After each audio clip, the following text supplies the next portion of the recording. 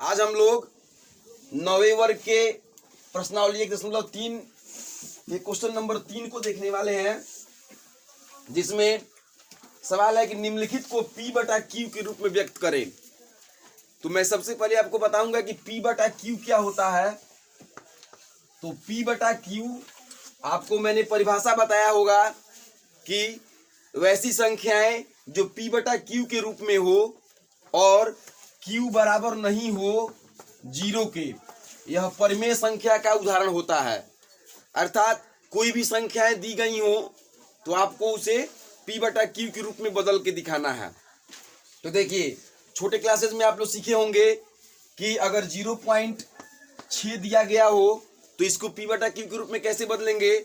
और मैंने आपको बार बार बताया भी होगा कि पॉइंट को हटाइए और नीचे 1 लिख दीजिए, और इस पॉइंट के बाद जो भी इधर अंक है उस अंक को गिन लीजिए। तो पॉइंट के बाद आपका 1 अंक है और 1 पर यहाँ पे एक 0 बैठा दीजिए।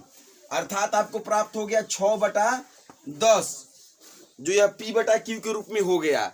लेकिन यह जो संख्या है जो भिन्न के रूप में आपको दिख रहा है अंश बटा हर के रूप में, अब इसका मानक रूप होता है या सरलतम रूप, अर्थात मानक रूप या सरलतम रूप कहलाता है।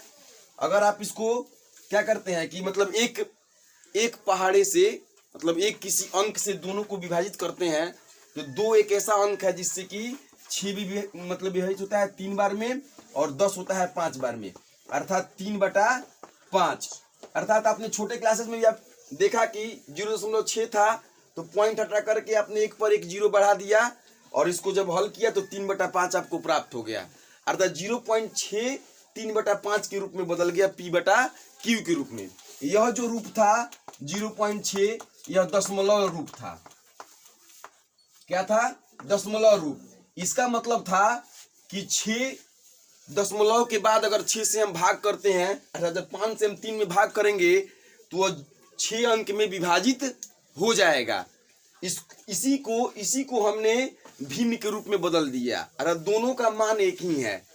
ठीक है, तो ये सभी चीजों को तो आप छोटे क्लासेस में सीखे होंगे।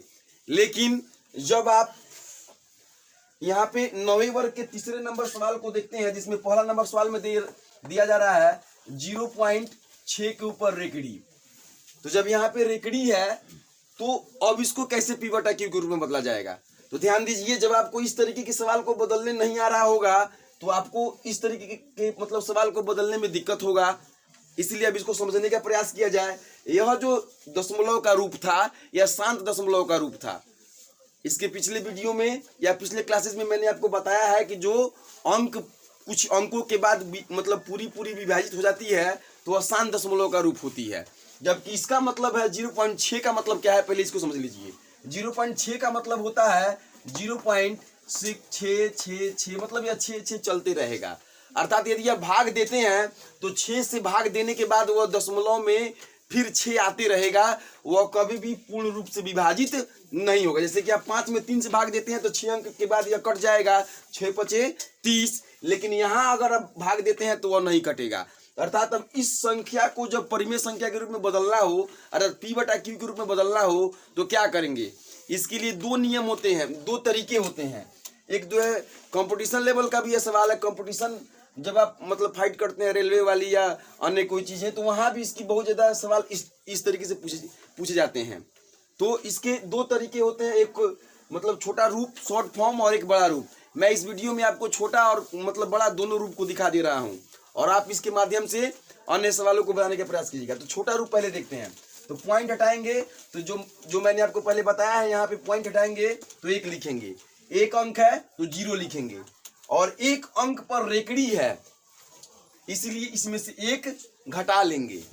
ध्यान दीजिएगा, 1 अंक पर रेकड़ी है इसलिए इसमें से 1 घटा लेंगे, तो आपको प्राप्त होगा 6/9।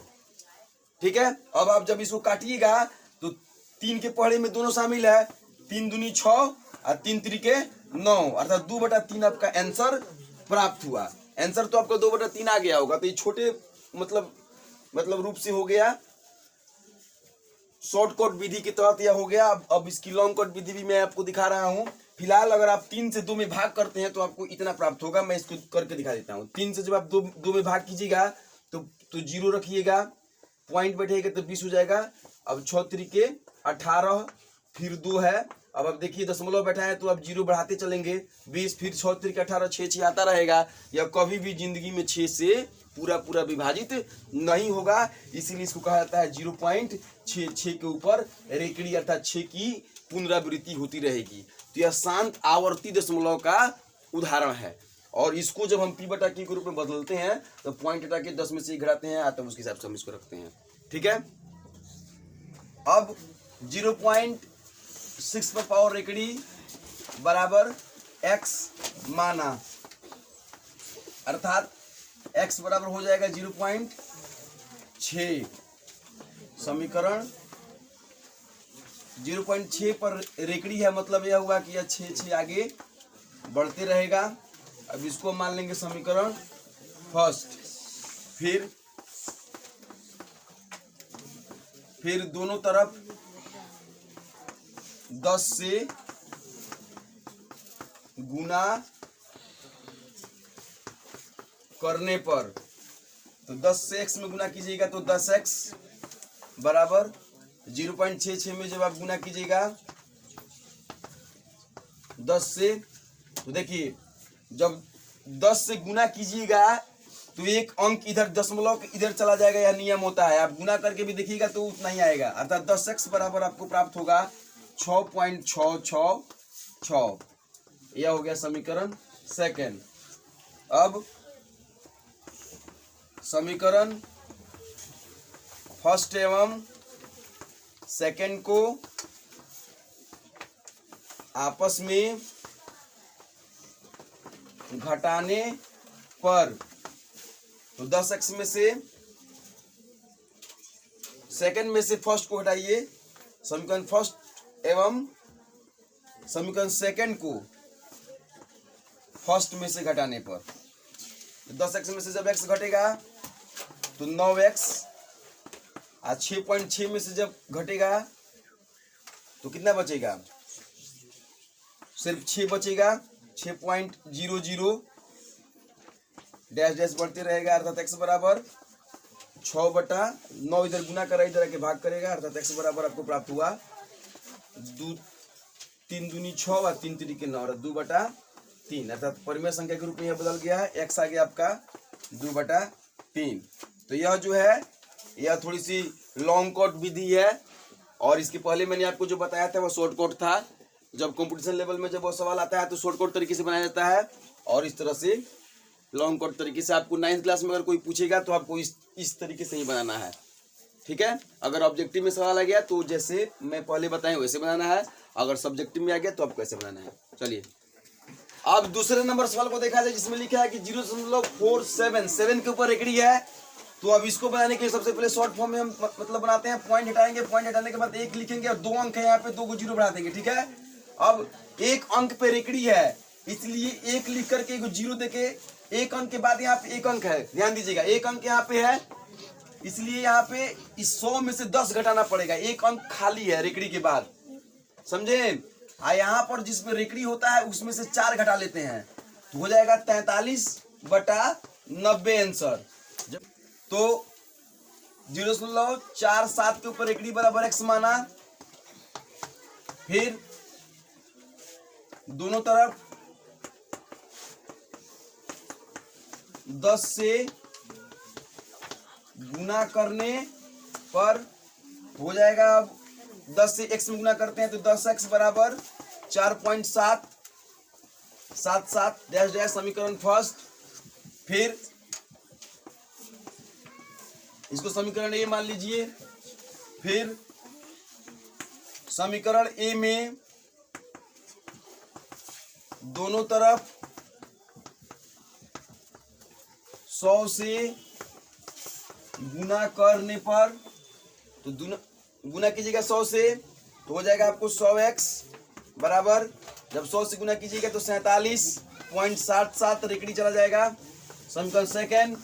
अब सेकेंड में से फर्स्ट को घटाइएगा, आप यहाँ पे लिख सकते हैं समीकरण सेकेंड में से फर्स्ट को घटाने पर 100 में से जब 10 को घटाइएगा तो 90x बराबर 47 में जब 4 घटेगा तो 43।